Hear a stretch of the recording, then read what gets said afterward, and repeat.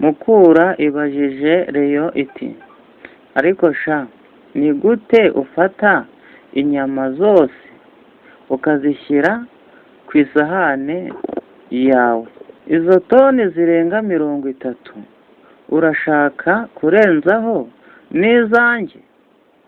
Ati ye. Mukura yohereza intumwa ya mbere ati yego pa. Mukura yohereza intumwa ya kabiri. Reyo igaruka igira iti mutubabarire naho ubutaha. Amagaju ati burya urakagabo, henga nze nkwegeresha. Mukura burya umugabo utihagazeho ntanya mukw'abandi. Umugabo utihagazeho ntanya mukw'abandi.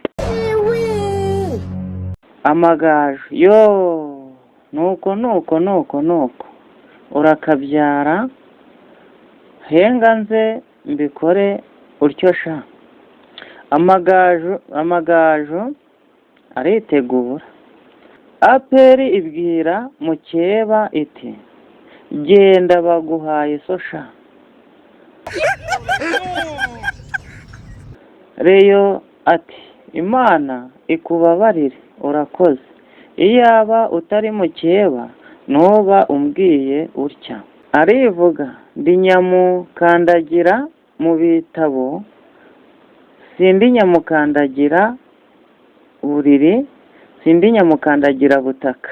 Ndagiye, tuzahura ngaruka. Mukeba nihuye n'Amagaju asanga nakasamo. Damayi nturamenye ako kantu ni kabiri. Yo ya. Mukeba amanuka Kizimbarwe ako kantu ni kabiri. avuga ati agahinda karakanyagwa, agahinda karakanyarwa. Mukura Magaju ibyo mbonyeho ndumiwe. Ayi Imana yanjye waravuze ngo abantu bazatangara ubabonye ibyo unkoreye ko wambwiye ibyo uzakora ndabaza nanjye umunanzi bwanjye ndumiwe.